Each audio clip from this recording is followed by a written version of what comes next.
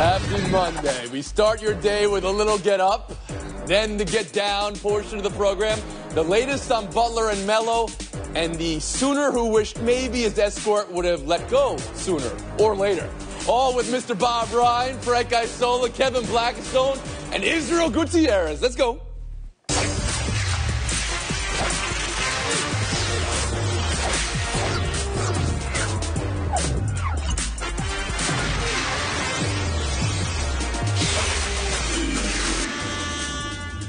Cowboys 27, Eagles 20. An NFC East game that actually looked like what TV networks think NFC East games look like. You want to start with the Cowboys or Eagles, national panel? Eagles it is. All right, here we go. The defending champs at 4-5, and most shockingly, postless at home, at least to start, coming off the bye. Wentz, second half, couldn't expunge his first half. He said a lot of people are going to want to write us off at this point. Now it's just time to play ball and try go shock some people. Israel Gutierrez, around the horn to you first. What do you make of what Wentz said there, and what do you make of the performance the champs had at home last night? Well, I make that's their go-to when there's issues going on with that team. Hey, let's just shock some people. It's what they did in the playoffs last year. It's what the coach tried to do earlier this season, and now it's Wentz's turn to try this. But if you look at what that team, what the problems are, there are multiple problems, but they're like this close to being that good as they were last year. I'd say the biggest problem is probably the running game. No Jay Ajayi, no real power there. And when you have Carson Wentz playing pretty much great at times, but there's, a few times where he's playing average to below average. Well, you could probably make up for that, especially if you had a stronger running game to really get that RPO offense going on. Everything else is pretty close to what they've been in terms of their depth on defense. They're still quality defensively. They're just not as great as they were at times last year. I got a whole panel shaking their head no right now. Are they this close, Kevin Blackstone? You can answer that first. No, they're not this close. They're about this close. You can't even see it because I'm off the screen. This team is nowhere near what they were last year, and I'll just give you two reasons why. Number one, turnovers. Last year, this team was plus 11 when it came to turnovers, which made it a lot easier to score points. This year, they're minus 6. And you saw it yesterday. Carson Wentz with that really bad pick there. Never could get things going. And if you remember one play, I'll point out to you in the Super Bowl, early on, they're down to 3rd and 12 in the first quarter. And what do? They throw a 15-yard pass, move the chains to Torrey Smith. This year, they're even worse in third down, and they're not converting those long third downs. And they got caught in a lot of them yesterday, and that, too, kept them from getting down the field. Philadelphia's biggest weakness. Well, right now, defensively, if you look at what they've done, there have been 11 plays of 20 or more yards in the fourth quarter. There's only 3 other teams in the NFL that have given up bigger plays in the fourth quarter. But they can't win at home. And after coming off a Super Bowl, and this is why you got to give the Patriots a little bit of credit, because it's one thing to do it for 1 year, but to do it consistently for almost now 20 years. Here's Philadelphia. Yeah, they won a Super Bowl. They can't even win a home game. And they're going up against a team that coming into the week, we were talking about their coach, their quarterback. It looked like Dallas was okay last night, that's for sure. Bob Ryan? I'm doing a little bit of me too with Frank on the latter point, because the idea of one-year wonders is more the norm than the exception. Absolutely. They're not that good. They're JAT right now, just another team, as are the Cowboys, by the way, both looking up to the Redskins, but they can't run the ball the way they did without Ajayi, number one. And also, one of the biggest individual personnel losses in the league is Lane Johnson. They missed Lane Johnson, a tackle, and they have not found a way to plug that gap. Israel, I want to go back to you and back on what Wentz was saying. He's like, we're going to shock some people now because everybody's burying them. I would have argued the exact opposite, that this team is, their struggles have been kind of under the radar this year because everybody was expecting them to break out of them. Israel, you want to address that? And not only that, but the rest of their division has helped them out because you can have some patience when nobody's running away with it. And that's part of what I'm talking about here. I don't think that they can return fully to that level of last year without Jay Ajayi, without Lane Johnson or what have you. But I do think to recover in that division and to have the best record going into the playoffs, feeling some sort of comfort level, and have Carson Wentz playing even better, I still think they can make a run in the playoffs. I'm not calling them Super Bowl champions. Does the man in Washington want to address that division? Washington's leading 187 yards passing at a time now? Yeah, amazing what they did yesterday against a horrible Tampa Bay team, but they've got 2 games up on everybody in that division. Yeah. They've got a much better defense than the Eagles have right now. If they can manage to continue to just get on the board and stuff everybody else, they'll be fine, and the Eagles will not see the playoffs. Frank Isola, on Dallas, what did last night tell you about Dallas? Well, I think when you get to November and December, we've heard this before, especially when you're playing in the NFC East and you're on the road, you have to be able to run the ball. So what do they do? It's like they realize, we have Ezekiel Elliott. Get him the ball. Look at how good he was. And the week earlier when they lost, they don't get him enough touches. That's where it all – when he's running like that, it makes Dak Prescott that much better. Brian? You know what Dak Prescott is? He's a colossal tease. He can be good at times. You cannot rely on him. That's the problem. Okay, last night they relied on Ezekiel Elliott, though, Bob. How much you're going to get. Yeah, last night. No, I know. Well, they did. But you got to have some quarterback play. Come on. They can't. Elliott's not going to run for 300 yards. No, Elliott's very important. But Prescott is just not reliable. Last word after the horn. Yeah, and they got some more targets now. Amari Cooper out there. I mean, they had a little bit of a passing game last night to make things diverse on offense. We've been horn. We'll move on. Another statement win from Sunday. Titans 34, Patriots 10. Not just that Tennessee beat them down enough for Belichick to pull Brady, that after the Pats ran the Brady pass play again from the Super Bowl and Brady ate it and came up short, Vrabel ran it for the Titans to perfection. This was a revenge game for Malcolm Butler and Dion Lewis, who called the Patriots cheap afterwards. Bob, how did the Titans do this, and how concerning a loss should this be for the Patriots? Dean Pease was once the Patriots defensive coordinator. He is the defensive coordinator. He dreamed up a wonderful bunch of schemes for them, but they executed. Everybody's talking about the schemes and the blitzes and the exotic. They got the Brady up the middle. That's no secret. That's the way the Giants beat them twice in the Super Bowl. Everybody knows if you can do it, well, they did it. And they did it, and he not only is not good at that, but he starts seeing things that aren't even there, and he starts to turtle. And he was at his absolute worst yesterday. They caught him, and they made him look horrible. Frank Isola? Yeah, he looked 41 years old. And when you think about New England losing on the road to 2 former New England, one's a player, one's a coach, Matt Patricia, and then also yesterday to Tennessee, both games they only scored 10 points. So clearly their game plans were pretty good. And Bob is right. It's easy to go out there and say, you got to get to Brady early, you got to hit him. It's another thing to do it. Tennessee, which has an outstanding defense, got to Brady. That's why they won that game. Yeah, well, Vrabel took his in and beat him in yesterday. That was pretty impressive with all those expats on the team. But you know what? It was still a Patriots team without Gronkowski. It was a Patriots team that, oddly enough, somehow got confused, made Brady look like he didn't know what he was doing, throwing into coverages a lot yesterday. But the bottom line is that you asked Tony, are the Patriots in trouble? Does this say anything about them? I don't think so. They got a bye coming up. They got some weak sisters coming on the rest of their schedule. They'll be just fine. Okay, we've heard that before. Israel Gutierrez on how the Titans pulled this off yesterday. First of all, as a 41-year-old, I take offense to Frank Isola saying Tom Brady looked like a 41-year-old as if it was some sort of major insult. I'll be there next year. Secondarily, I'm with KB here. If you look at, obviously, Tom Brady, look, he did look poor. He did not look like a quarterback who could save them. But obviously, no Gronkowski there. Sony Michel just coming back and at his first game only having, I think, 31 yards. That wasn't an offense that was really helping Tom Brady out, especially when you got on the other side. So many pieces, including the head coach, that know the Patriots. It was kind of a perfect storm. The Patriots lose one of these confounding games, even in the second half of years sometimes. This is the one. Israel, Bob, on the question whether this is concerning for the Patriots. First to you, Bob. Concerning, yeah, and I disagree. I think that they seldom lose these games after the beginning of the season. They get them out of their system, and on they go when they go 13-3. But this is a very disturbing loss at this point in the season. And yes, Gronkowski may never be the same again. And plus, the fact is, if anything happened to Edelman, who had to leave the game early, they are really in trouble. That's a lot of ifs there. But one thing I know for certain is they have a bye week coming up, Bob. They have 2 games they have to worry about. 2 games, Minnesota and at Pittsburgh. The rest of it is against AFC East opponents. And again, you want to talk about everything that these Titans did to sort of upset the Patriots. That's more of sort of motivation, revenge factor. You know Belichick's not taking this lightly. We'll move on. Let's talk the Jimmy Butler trade. Physicals happened today, and they were passed. But how great would it be if general soreness came up and they're like, you know what? I see some general soreness here. They can't really go through with this trade. How you process it for Philly and how Minnesota did finally pulling the trigger, getting Sarge and Covington. Frank, first to you.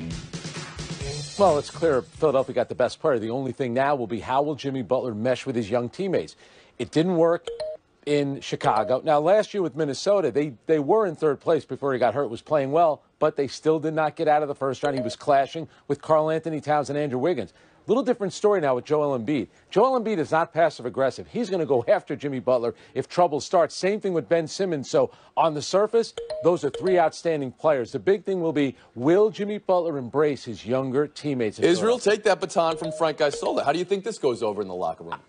I actually think Jimmy Butler's been getting kind of a bad rap over his last couple of stops, if you consider that Chicago team was not built for somebody to come up and be like, hey, Jimmy Butler, for the first time giving a team under his cape or whatever, and he's all of a sudden supposed to carry them. That wasn't a very good team. And this team in Minnesota, it wasn't a great setting for him. He's going to go into Philadelphia with Embiid, a guy who can elevate a team, Ben Simmons, a guy who can elevate a team, and just be a part that doesn't have to sort of take them up and say, hey, guys, come with me. He's going to be an all-star level piece to that team, and I think it was a good move for them because their depth still isn't there, but they're going to need some real strength from that starting KB, what do you think of what Israel said there?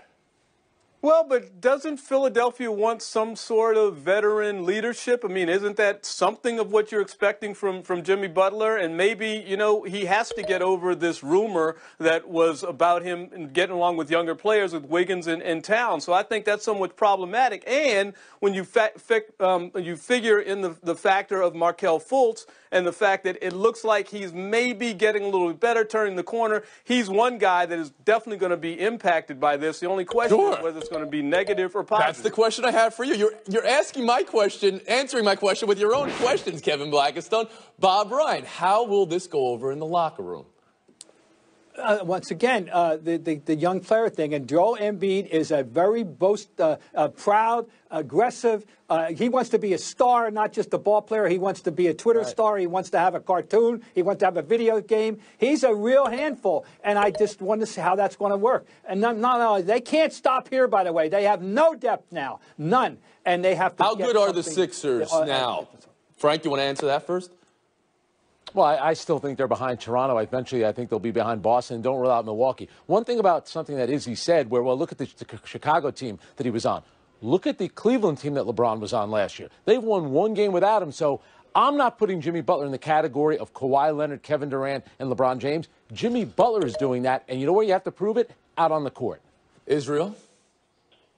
I'm not putting him in that category either. I'm just saying the difference between Joel Embiid and Ben Simmons, his current teammates, with his former teammates, Andrew Wiggins and to some extent Karl Anthony Towns, his current teammates are the type of players he wants. He wants those dogs. He wanted that type of mentality out of Andrew Wiggins and wasn't getting it, and it frustrated him. It's almost as if Jimmy Butler says, hey, I'll be an all-star. I'll be a star even if you need me to. I just don't want to have to deal with teammates that don't want it as badly as I do. I think the question that we have to ask, I know that we're at the horn here, but this is around the horn. Let's go around the horn. Bob, how did the T-Wolves look today, taking this trade after the last 2 months of mulling other trades over? They couldn't have handled this worse. Could not have handled it worse. Isola? The hostage crisis is over, and they got bludgeoned. Doesn't look good for their organization. Blackistone? Yeah, should have had some first-round picks out of this, not parts in the second round. Gutierrez? They put some faith in Tom Thibodeau, and he said, hold off on this deal. Let me make this right. He did not make that right. He looks even worse for this. Gutierrez 18, Blackistone 17, Isola 25. Everybody's looking up at him. Bob Ryan hanging around. Buy or sell next on the other side. The Houston Rockets and one Carmelo Anthony. Who had less than a month? Let me hear it. It's buy or sell one. The response from other NBA players, by the way, that's been loud. That Melo is being scapegoated here for Houston's bad start. You can address that, but Israel, who do you blame for this going so far south? Man, it's hard to say. Honestly, I blame the public for expecting this much more from Carmelo Anthony. Blame the public. Very interesting. Okay. As good. Oh, that's right. They're judging us too. No, I just don't think the expectations should have been as high as they were. And I believe if all the other pieces, Harden sitting out a few, just the natural regression in a Mike D'Antoni offense, I think you were going to see this, and maybe you're going to see this. It's a mute button. And let's just think for a second. Whose job is it to educate the public about what's going on? Well, that would be Israel Gutierrez. Kevin Blackistone, how about you? Yeah, well, it's got to start with offense, and you can't put that all on Carmelo Anthony. This is a team that was shooting lights out last year, particularly from the three-point line. This year, they're not doing any of that. Their defense has gotten worse. We know that they had the problems with injuries to begin with, but you know what? This is all on everybody. They are not scoring points. Sola? 10 days ago, right across the river, he scored 28 points in a game against Brooklyn, had 17 the next night and winning at Chicago. So he had done well. Something tells me they told him, hey, listen, Gary Clark right now is a better two-way player. You're probably not going to play. Then Carmelo must have said, hang on a second. I accepted a bench role. Now you don't even want me to play. But when other NBA players talk about respect, it has nothing to do with that. Right now, they feel like they have a better option than Carmelo Anthony. That's Bob Ryan. This team is last in field goal percentage, astonishingly. That's number one. But number two is that maybe they've taken a look at him and said, now we see his game up close and personal. We just don't like it. But I find it curious that this illness took place after he went 1 for 11. We haven't seen him since. Frank, on the whole scapegoating of Melo here and other players really rallying to his side. Well, who are they referring to? Are they talking about the media or are they talking about the Houston Rockets organization? Remember something. You've had LeBron come out, Dwayne Wade. They're friends with Carmelo. Guess who else is his friend? Chris Paul, the point guard. So he should be the one to explain to everybody what exactly is going on there in Houston. We'll move on. Buy or sell to the Chicago Bears. They're 6-3. Their defense has been mechanized. Their offense has been Mitchenized. Their wins are somewhat marginalized. Not one team they have beaten right now is a winning record right now, I should say. Their kicker, Cody Parkey, has been magnetized. 4 uprights. 4 uprights yesterday. Wow. KB, are you a Bears believer yet? Yeah, I'm going to buy the Bears. This is why. They're a top 5 offensive unit right now. They have a leader in a quarterback. Their defense is stellar as well. They're number 1 in turnovers created in the NFL right now. Don't blame who they've played on them. They do have the Vikings coming up twice in the second part of this season. Their season will be made there. This is all about the quarterback. He's a guy that had a 6-touchdown game earlier this season. Yesterday, he was outstanding. They were criticized heavily when they drafted him. It looks like he's turning out to be a pretty good player. Number 1 in the division. Bob Ryan? 355 yards yesterday, career high. Yes, it is, but it's not all about him. It's certainly on offense, he's the primary guy. But the Khalil Mack thing can't be overstated. I mean, they just get a spring in their step just knowing that he's on their team. Israel Gutierrez. This is the NFL. This week, you remove the Carolina Panthers as contenders. You insert the Chicago Bears as contenders. And with that defense, of course, with the way they're turning the ball over, and with basically one big game against the Vikings, they could still win their division. All of a sudden, the Bears look like they could have momentum going into it. Okay, so everybody's buying, everybody's believing. Is anybody willing to call them this year's LA Rams? The team that makes a jump with a young quarterback? No. With a defense that's fleshy? No. That's 4 no's. All right. Bob, you seem a little intrigued, but I'm not going to quote you on that. Yeah, I am. All right. I am. Good. Well, we'll take that to go. Gutierrez, Ryan are done. Blackistone, Isola. That's going to be the showdown. I think you guys met last week in Showdown. Do I have that right? Maybe I have that wrong. Doesn't matter. We'll see you with it next. Blackistone, Isola, and Showdown. I hope you guys woke up feeling dangerous. Showdown 1, the Jets led up 41 to the Bills, and history was made. Matt Barkley, the lineman Deion Dawkins, has to be the least fantasy hookup of all time. Huzzah! The Jets will not be firing Todd Bowles, now at least. KB, does letting up 41 to Buffalo mean you have to clean house? And does it mean you have to clean house now? It means you have to clean house, but not right now, Tony. Getting rid of Todd Bowles and bringing in somebody else off that staff is not going to make a difference for the immediate future of the Jets. Todd Bowles, good man, class act. The players talk about all the time, you know what, we have his back. It's, he's putting us in the right position. We'll go out there and start doing something because Todd Bowles is going to be fired at the end of the season. This is your busy season, Frank. New York team's stinking. We'll give you the point. We'll move on. Showdown 2. So how did you guys wake up? Did you wake up groggy, emotionally unavailable? Not Baker Mayfield. He woke up feeling dangerous. When I woke up this morning, I was feeling pretty dangerous. Care to expand on that? I just woke up feeling real dangerous. He had the near-perfect game. Chubb had the near-perfect game from the backfield. Browns beat the Falcons by 12. Was this more of a step back for Atlanta or a step forward for Cleveland, Frank? It's about a step forward for Cleveland. Believe it or not, there's something that they haven't had there for a few years. Hope. And how about Greg Williams? He got to win. Not bad. No, this is a step back for Atlanta. They just had a breakout game last week. They had a chance to make a move in their division. Now they're 2 games back again. Man, a big step back. Big step forward for Blackistone. Showdown 3. The numbers we saw this week. Jimmer, 75 in China in a loss. Ryan Fitzpatrick, 406 for 3 points total in a loss. Seahawks, 273 yards rushing in a loss, but that's nothing compared to Davidson. 789 yards rushing. That's what the team had, and they still lost. KB, who took the L the best? Oh, the L goes best to Davidson because that is the only number that you said is an absolute record. The others have been done better before. Jimmer had 70 points, 40 in the fourth quarter. And guess what? Pierre Jackson, who used to play in the United States, had 63 points and the game winner. So come on, Jimmer, 70 points. You got to win the game. You're shorting him a few there, Frank. Point game time goes to Kevin Blackistone. Thank you very much. We've talked about the Rockets. We've talked about Jimmy Butler. We've talked about Philly. We've talked about everybody in the NBA except the best team in the NBA. Apologies to Canada. Toronto Raptors deserve to be talked about. The best threesome right now in basketball between Ibaka, Kawhi, and Kyle Lowry, even leading the league in assists right now with 11 dimes a game. Raptors haven't lost a step. All right, here's an assist right here. We'll see you tomorrow. Warriors.